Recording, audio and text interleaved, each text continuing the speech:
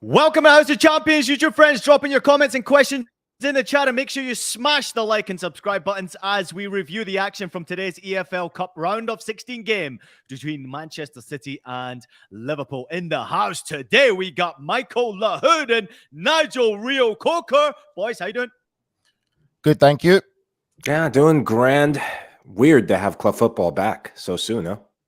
Yeah, it's a strange feeling, right? Because you watch club football and you think, oh, God, I can't wait for club football to come back. But then you're watching the game and it's not the World Cup, is it? It's just not. No, but that game today we're going to discuss was absolutely entertaining. And the thing is, it takes away from the World Cup because soon, give it 2 weeks down the line, people are going to start to forget about the World Cup. It's going to be a little bit of a distant memory because things are going to get serious domestically in these leagues that we're watching. Yeah, sounds like you've already forgotten the World Cup, Nigel. So let's move on to the round of 16 EFL Cup. Manchester City taking on Liverpool today at home. Erling Haaland, it took him only 10 minutes to get on the score sheet. Beautiful goal from him. Lovely cross from De Bruyne. 24 goals in 19 games for City across all competitions this season for Erling Haaland. 18 in the Prem, 5 in the Champions League, and then this one, of course. Lovely celebration. Kevin De Bruyne looks like he's so happy playing for Manchester City. It was a great start. We'll get into the other goal scorers as we talk this game. But what a wonderful start from Erling Haaland. He's rested, he's ready to go, and it didn't take him long, Michael.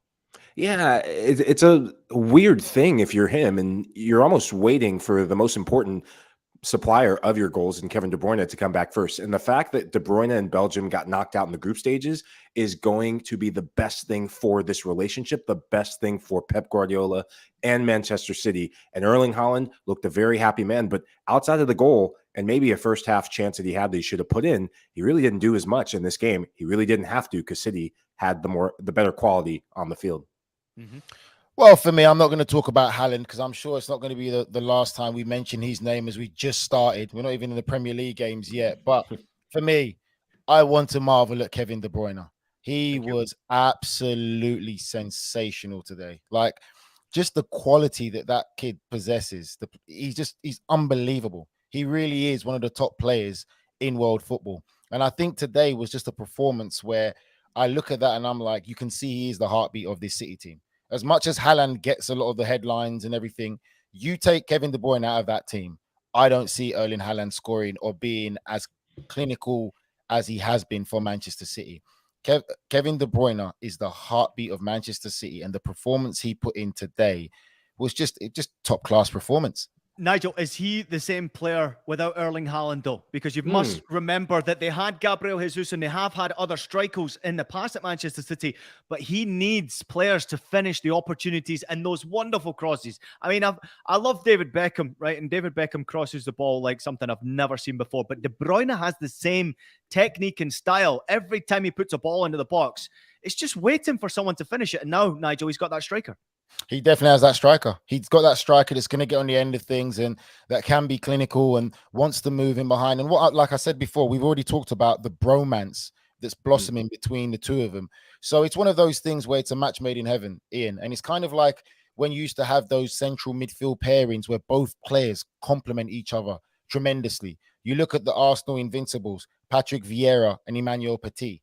So with this Man City thing, you're pretty much saying the same thing.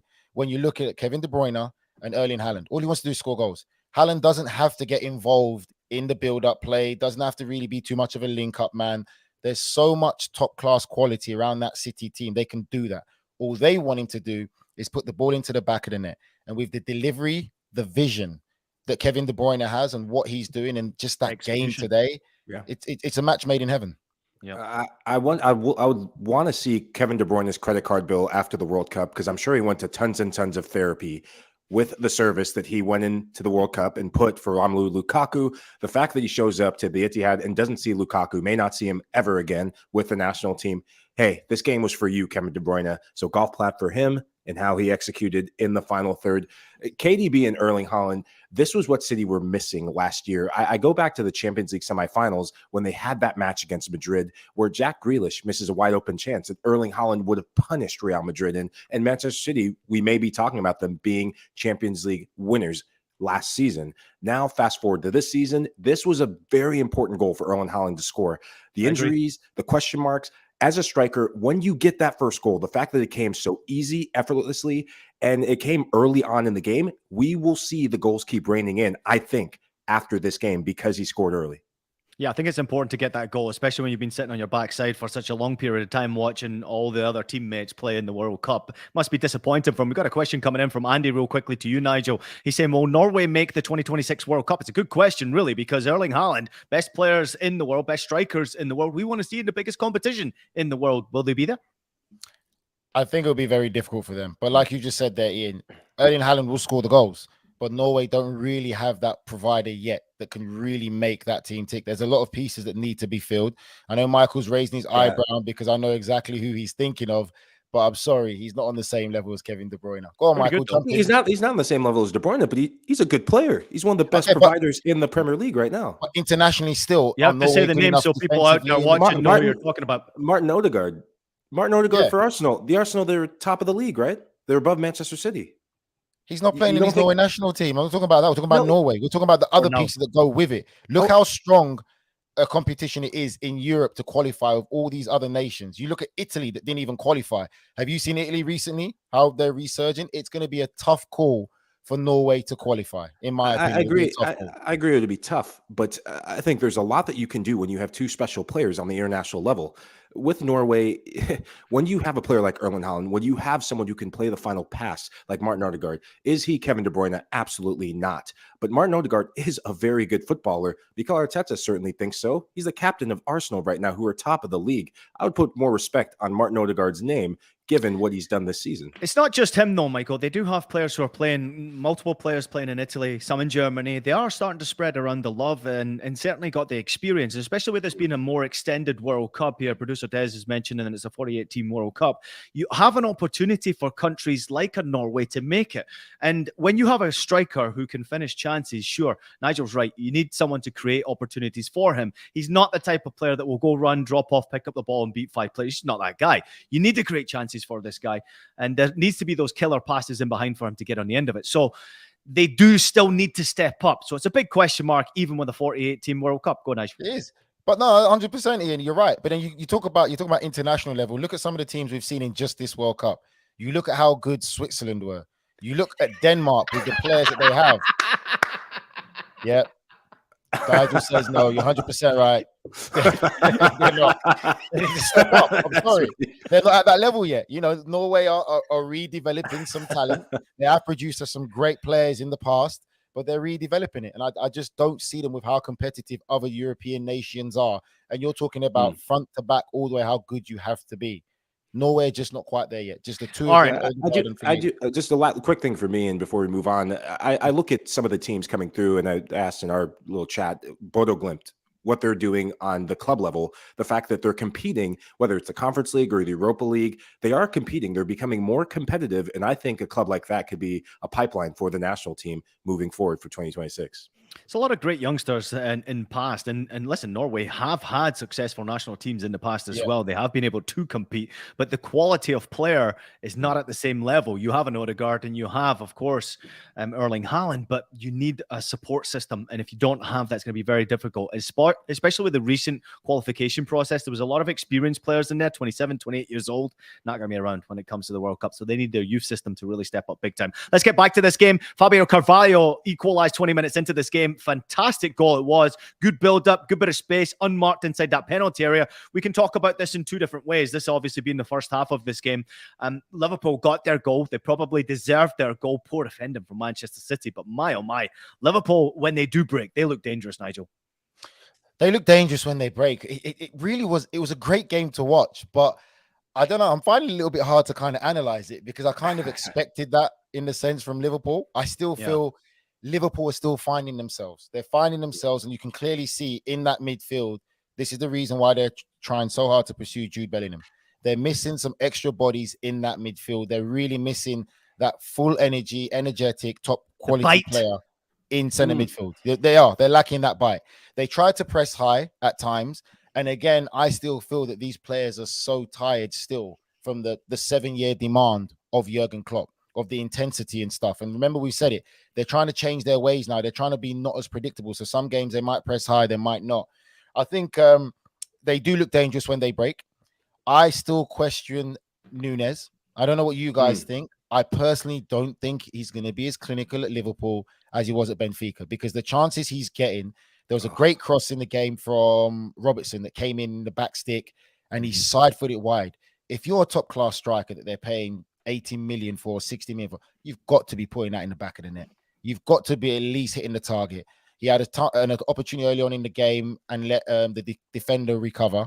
And I just feel, for me, that I just don't think he's going to be as clinical as he is at Benfica. I think he can be a great four team shots, player. Nigel. Four shots, none on target. And that's and how many millions do they pay for him? Oh, 80 million, huh? That's my point. And I think that's one of the things. And then just quickly on Man City before Michael joins in. Yeah. I know everyone says, oh, Man City favorites to win the Champions League. They look questionable just as much as Liverpool defensively. Yes. They look defensively against better opposition, more talented opposition. They will continue to concede goals.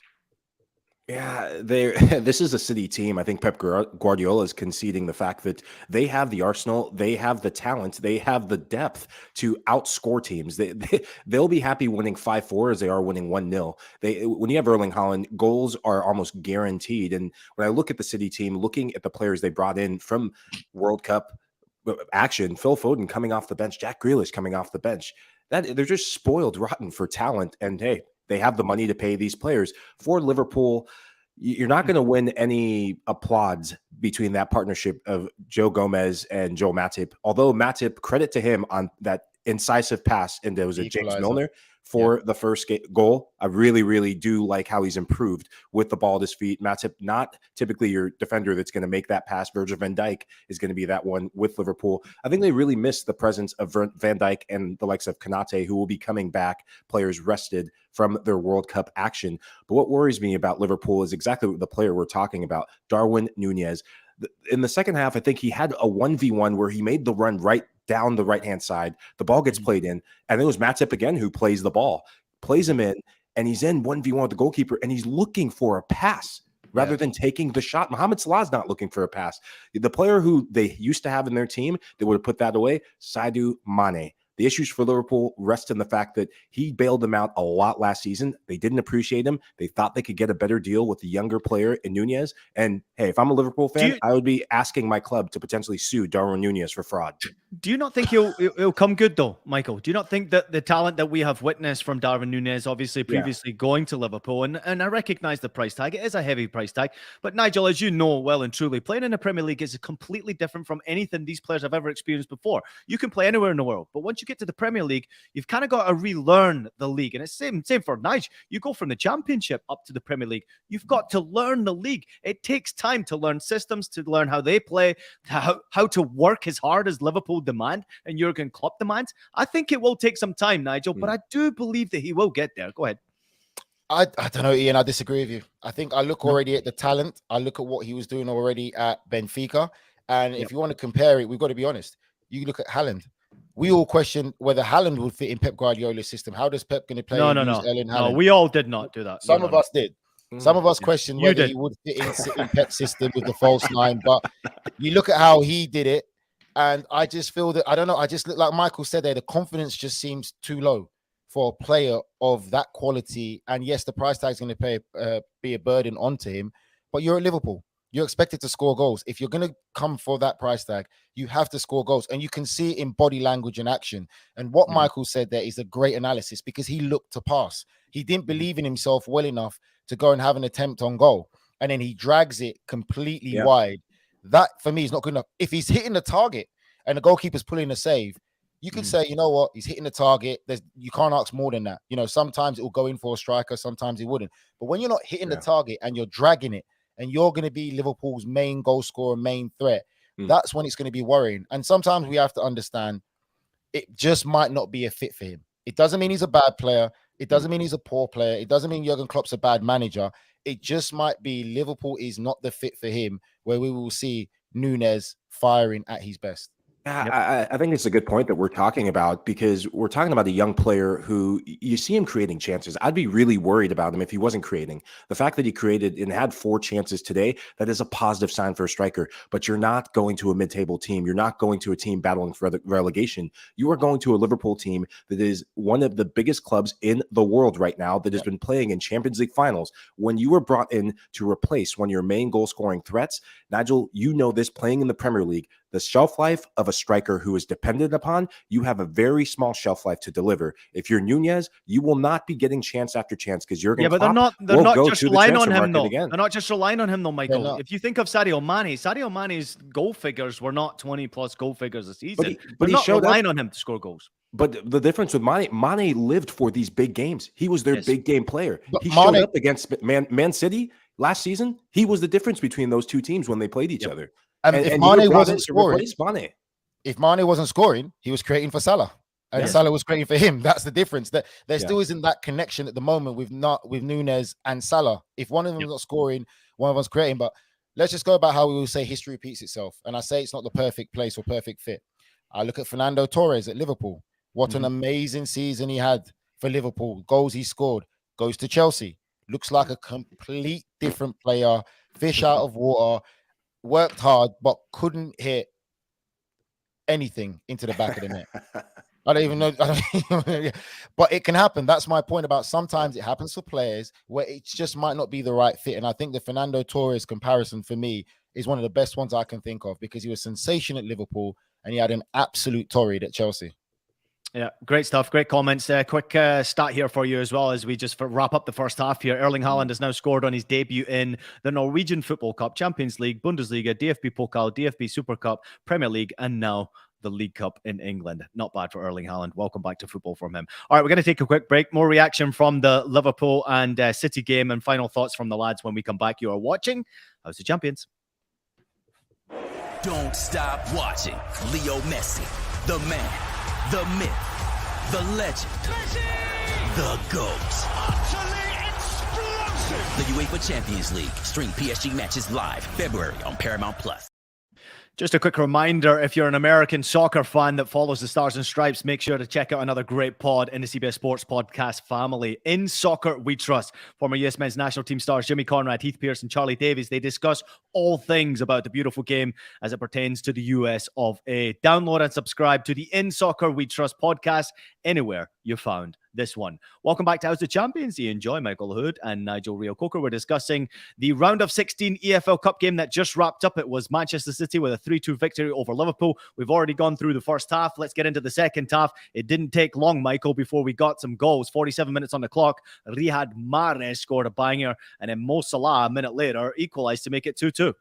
Yeah, and it was a perfect reaction from Liverpool. Not easy to do when you go down and get almost sucker punched right out of the gate, but love the reaction, and it was quality from Darwin Nunez using his pace. I think when you're a striker and you're playing in the Premier League, if you're not going to be a goal scorer, out-and-out goal scorer, you have to provide something else. You have to threaten in behind. City were playing with a very high line, and Aymeric Laporte, he will be having nightmares trying to chase down Darwin Nunez today from this match, and Nunez was smart to slide that ball across. I think he got a bit fortunate because he hit that ball with a lot of pace. And Salah, being the goal scorer that he was, or that he is, not was, is, he did well to redirect it because the ball was played a little bit behind him. What is worrying for Liverpool, though, and I think it'll come good when they get players back healthy and back in the swing of things, that third goal, the game-winning goal, that was too easy. Poor defensive marking. And it was Nat Phillips, I think, that just went to sleep. The entire team went to sleep. Jurgen Klopp will be kicking himself because I think if they don't give up a goal like that,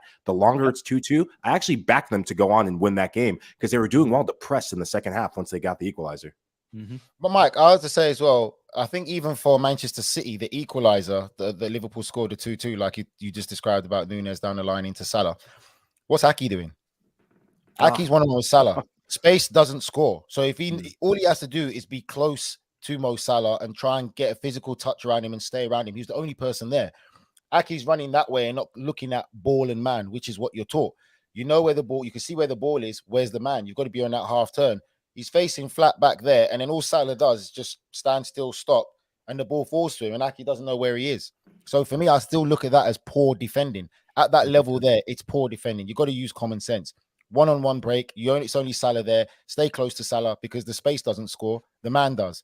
So it's questionable for both of them. And again, like you said, Liverpool conceding that third goal was probably the punch to the gut that they didn't need. And I think there's, as we said, there's still so many questions with this Liverpool side and what kind of season they're going to have. But I admire the character that they did show to come back and stay in that game. And I think there's a lot of confidence that Liverpool as players and fans can take from that performance, because they didn't roll over. City was sensational, but give credit to Liverpool for being able to stay and fight for as long as they did. I agree with you. A couple of stats as well to throw at you before Mike jumps in here. Mohamed Salah is the first player to score 10 plus goals against Pep Guardiola's Manchester City. So he enjoys scoring against Manchester City. And then Kevin De Bruyne has now provided 14 assists in 20 games across all competitions this season. Michael, listen, at the end of the day, did the best team win? You have to say that Liverpool turned up on the day and they made this a really fun game to watch. Liverpool, I really believe they'll be okay. They just came up against a Manchester City that could rotate and in the end find a way to win the game. I think the timing of this game, Manchester City will be very fortunate that the fact that the players that they got to come back and be a part of this game were players that didn't have good World Cups. They were on teams that didn't perform at the FIFA World Cup. The World Cup's loss is City's gain. When you have 16 players playing in the FIFA World Cup, that is going to be a worrying sign for a matchup that came at the right time for them and the wrong time for this Liverpool team. But I think I look at the experience, if you will, for what this is going to have on the likes of a Fabio Carvalho, a player who will benefit from getting a goal against City. I like him. I liked him at Fulham. I like him with this Liverpool team. I think he should be given more minutes. If Darwin Nunez isn't going to perform, put him on the field. It'll be a big call by the manager. But if the kid's going to score and perform in games when he gets sniffs, you got to play him. Nigel, real quickly, obviously you have experienced this being involved around the Premier League. Me learning my trade lower than that in the Championship. I recognize the schedule can be very grueling for a lot of these teams around the Christmas period. Experiencing it as a player was very tough for me. I mean, the regular season in the Championship was 46 games, if I'm not mistaken, back in the day, and it probably still is. But then you've got cup competition, European competition. It is a grueling schedule. So how difficult is it for a player like you playing at the highest level in the Premier League, trying to continue to play your top performance when you're playing every 2 and 3 days? I mean, that must be so difficult. It's difficult, but honestly, for me, I love the game so much. I embraced it and I loved it. The Christmas period was always my favorite period. I absolutely loved it. It is hard. It's mentally tough. The big difference between the Championship and the Premiership is the quality aspect, Ian, because in the Championship, you're going to get a few more opportunities or chances because players might not be concentrated for the full 90 minutes, make a mistake, individual errors. But when you get to that Premier League level, you really learn about being clinical. And I think the focus in the sense of staying focused and in tune with the game for 90 plus minutes and not making a mistake, that is the harder toll on it when you're playing in those difficult times, because you're playing so many games thick and fast. But the level of concentration is just another level where it does become a burden, because you don't want to make that mistake, because there's so much more at stake, you would say, being in the Premier League than being in the Championship because of what comes with it. But it is a grueling period of games. Injuries always do happen, whether it's knees, hamstrings. Like, this is the period where a lot of players will get injured. Mm-hmm. I remember, obviously, my days moving over to Germany and coming back to the UK through the festive period. And I would be on vacation for 2 weeks. There was no games. And in Germany, if you look right now, they're not starting until the end of January. Yeah. Their players are getting a break. They're allowing themselves to recover from a World Cup. And players who haven't played have had pretty much 2 months off by the time they get going again. It really is a fair way to look after your athletes. Whereas in many ways, I don't know what you think about this, Michael. I think it's unfair to a lot of the Premier League players. And you can see Pep Guardiola. He was pissed off. And his pre-game talking about how difficult it is to get players mentally tuned in, how difficult it is to choose a starting 11. It's a tough period of time for people who are not from the UK trying to understand it. But I used to love it in the Bundesliga, watching everybody going to battle while I was eating my turkey, getting stuck into my third plate. What do you think, Mike? I think, Nigel, you make a really good point about just the focus and the fitness levels these players have to have now more than ever. I was watching that game almost deteriorate in terms of quality towards the end of today's EFL Cup match, thinking, how are these hamstrings holding up? How are these bodies? How are these athletes even doing what they're doing? Some of these guys just came off a plane maybe a few days ago, just got back to England maybe a week ago. And the fact that they're out there playing a full shift, 90 minutes, tackling each other. I look at the midfielders covering covering ground. It blows Did you see? my Wait, mind. Mike. Did you see the end of the game? Kevin De Bruyne when the final whistle went, he was on all fours. Yeah. He was on Well, all fours at the end of the game. There And was bear in mind, he came early from the World Cup, so Yeah. imagine that. Yeah, there was a run. I think Rodri, it maybe in the 80-something minute, Rodri was chasing down someone breaking through. I think it was Harvey Elliott breaking in for Liverpool. And Harvey Elliott chopped him once, chopped him twice. And Rodri, you know, when you're tired and you put your head back and you're just like, I felt exhausted watching him run. But now we got this first game out. I feel for the other guys who are watching this thinking, oh my gosh, what have I done? I just left Doha, Qatar. The weather's changed and I have to come back in the rain, back into England and back into playing competitive football in England. It's going to be something to just behold, but this is the time where the champions to be really separate themselves. They accept the grueling festival period and they just go for it. Matt says, shut up. Just give the people what they want. That is Boxing Day fixtures for everybody. I'd love to hear it from Matt. Listen, we appreciate everybody jumping in the comments here. Here's a reminder, the teams who are already through quarter final of this competition. It's Charlton Athletic, Leicester City, Manchester United, Newcastle United, Nottingham Forest, Southampton, Wolverhampton Wanderers, and now Manchester City. The one thing that I will say is a benefit from this is the fact that the World Cup gave players a break. You came back. EFL Cup was an opportunity to get players back to match fitness. So we're seeing maybe more competitive games because of that. So now a lot of teams move on. It'll be very interesting to see who wins this competition and who will be in the starting 11s once they get to the quarterfinal, because I guarantee you're going to see a ton of changes. Final thoughts before we get out of the EFL Cup and move on to our final thoughts on the show. Michael, anything from you? You know, I was hoping Liverpool would win this one because I don't want my Manchester United to face City anytime in the near future, but I could see this potentially being a Manchester Derby final. So, hey, give me what I want. They got to get there first, Michael. You know that, right? Yeah. Hey, I feel very hey, anytime United win, my confidence goes through the roof. I'm very confident. Nigel, go ahead. Ian, it's just funny. It's like this. I love Man United fans. They're so delusional. Like, oh, we'll see. You got to get there, mate. Like Ian said, I bet you any money you draw Newcastle next and you get put out by Newcastle. Andy's asking when the league starts back up again. That'll be Boxing Day, the 26th, Andy. So make sure you tune into the Premier League and enjoy. We also have the Italian League not starting too far away in Paramount Plus. Make sure you can tune in. CBS Sports will also have a lot of their games covering. P Plus also offering 50% off if you use the code all year. So make sure you jump on board with that one and enjoy the Italian League when it does come back. We're looking forward to that one. Champions League will be back in February. So there's a reminder for everybody. Nigel, I'm coming to you real quickly with our final thoughts because, you know, the discussion has been going on and on about Salt Bae being on the pitch. And we've spoken already in length and great depth about Salt Bae, of course, on our show. But at the same time, it won't go away. It's continuously there. I mean, here's obviously a comment coming in. Salt Bae incident reaction to it has been brewing for 2 years, and the blame squarely lies with FIFA and specifically Gianni Infantino. He's been publicly praising this guy. And this is a video that just came out. I've only just seen this today. But this was apparently a couple of years ago, if I'm not mistaken. Nigel, your thoughts? Infantino shaking in his chair as Salt Bae's cutting the steak. Look at him shaking in his chair. Look at him. Look at his eyes. Look at him. Thoughts? What do you mean? There's not really much to think about, Ian. Like, they're investigating who? You're investigating the leader of the organization. There is no investigation needed. Look at that. Copying him. Look at that. They should have just got a room together. I just want to know, Des, put that first picture up again. Let me just make a point here. Des, put the first picture up. Look at Salt Bae with Infantino and look at the legends you have behind you, and you're hugging Infantino. You have the Ronaldo there. You have Roberto Carlos and you have Cafu.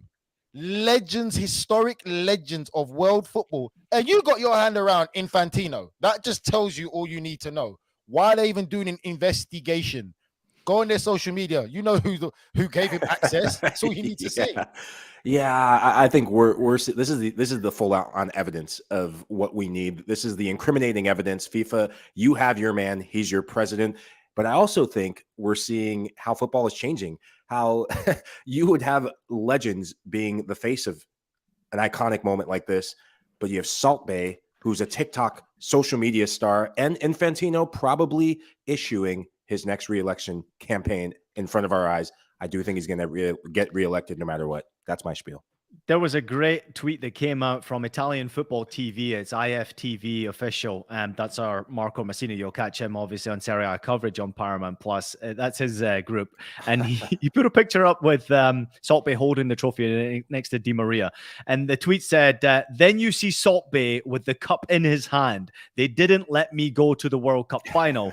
They told me that the stadium was sold out. Then you see that guy on the pitch. That came from Walter Zenga. Couldn't get a ticket, and this guy's out there on the pitch sprinkling salt on the trophy. The fact that he was grabbing it away from players who, as we know, right? I mean, for us, it's only even imaginable to get near the trophy. Never mind touch it. I would never touch it anyway. But at the same time, to get near the trophy, to watch a World Cup game is something unique and special. If you get a chance, go do it. It's so special. But then you see images like this with someone grappling at it and groping this trophy that players have given everything in their lives. Families have invested in their children for these Argentinian players. And then you're pulling it away from these guys. Inexcusable. Hey, Ian, for me, it's surprising that Infantino didn't give him a little private session where you can come and see the World Cup behind closed doors and touch it as much as you like. That's the thing that doesn't make sense. And then you go on the pitch, taking away the moment from these Argentinian players, and the way he was trying to grab Lionel Messi, like this guy that for me was the most embarrassing bit. But again, I just feel that it's another stain on FIFA under the rulership of Infantino, and he just looks very idiotic right now because this whole video on social media, all the pictures, and again, I'm sorry, I still irks me when I look at that picture. You're hugging Infantino, and Ronaldo R9 is there in the background, and you're hugging Infantino. Does he know how much Ronaldo R9 transformed football when he came onto the scene? But Ronaldo R9, Salt Bae's a businessman. He's going where the money goes. Infantino's a business guy. These guys care about the money. If you're in the room, yeah, you grab a photo. You probably grabbed a photo of the R9. But if you want World Cup tickets, if you want to touch a World Cup trophy, R9's going to give it to you. It's Infantino. That's why Salt Bae is going to vote for him for re-election. I'm starting the campaign right now. Infantino. Ian, we just needed Will Smith on that pitch there just to walk up to him and just give him a slap in the face. That's what we needed. We needed Will Smith to be on that pitch and just walk right up to him. What are you doing? We just needed you on the pitch, Nigel. Just two-foot him in the chest. I mean, I'll be honest with you. If I had just won the World Cup, I would never in a million years let that guy grab it out of my hands. And the fact is, it's branding, right? He's obviously created such a big brand for himself. Everybody knows who he is with the stupid salt throwing thing that he does. And James Bench mentioned it on our show the other day there. I will never eat another steak or ever even go to this steak. I've never actually had one, but never go and have a steak from this restaurant because of that incident right there. I'm disgusted by it. It tells me what kind of human being that is. And a thoughtless person who cared about the moment and took the moment away from other players who were enjoying it and deserved it so much more. Final thoughts before we get out of here. Quick thought on Fabrizio Romano's Al Nassr have confirmed to Cristiano Ronaldo's camp their intention to push and insist the next days. The bid until June 25 is still valid on the table. No plan to give up. Cristiano will decide his future in the next days after waiting for European clubs. This is Fabrizio's tweet coming out. Obviously, a big part of the House of Champions family. Thoughts on that one, Michael? Obviously, Cristiano Ronaldo loves to be in the news, loves to get the attention, and he's clearly not been spoken about enough recently. But what do you think would be his next move? Is that a good one? It might be his only move right now. And I think he's desperate. I really see a desperate footballer, desperate to stay in the media, desperate to stay relevant. And he's done this to himself, really, with his actions at United, the fact that how he's gotten here, it's tarnishing his legacy more and more. But he's about to be a really wealthy man. So, hey, Ronaldo. He already is, though.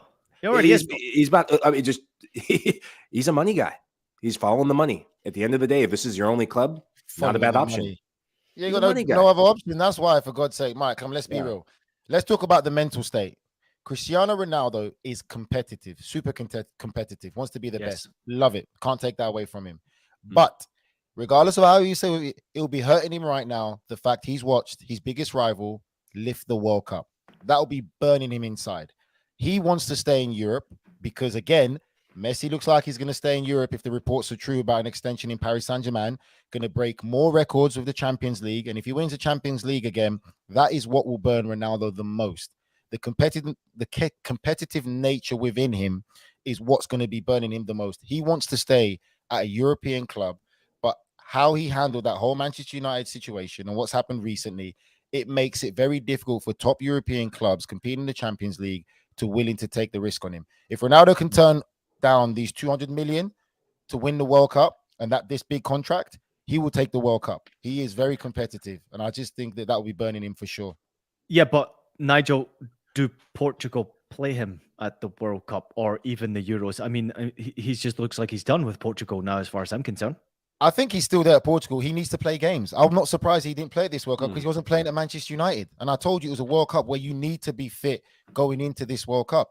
He's at that age where he needs to play consecutive games. It doesn't matter how fit you are, how much running you do. When you're not playing games consecutively, it catches up to you. That is why you need to be playing games. And that's why he found it hard to fit in this Portuguese side. And unless he gets somewhere where he's going to be playing regularly to get those fitness levels up and to get that match sharpness again, then he will play for Portugal in the Euros. I can see it. But if he doesn't, he's not going to play. You could see him playing for Portugal. He will play. I think they moved on. I think they whoever goes next on to Portugal, whoever goes next to become the next Portuguese manager, you got a lot on your plate. Like Ronaldo, as Thingy said, Ronaldo's an institution in Portugal. He might be the manager.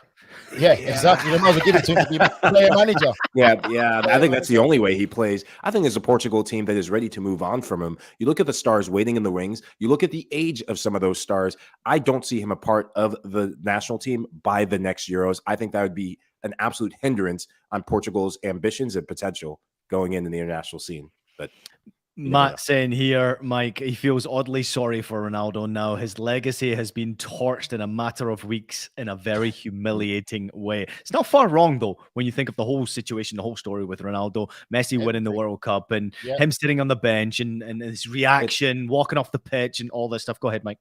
No, it's a word for it. It's called karma. This is what karma looks honestly, do you not think, though, Ronaldo would have rather Mbappe win the World Cup than Messi? Because his rivalry is with Messi.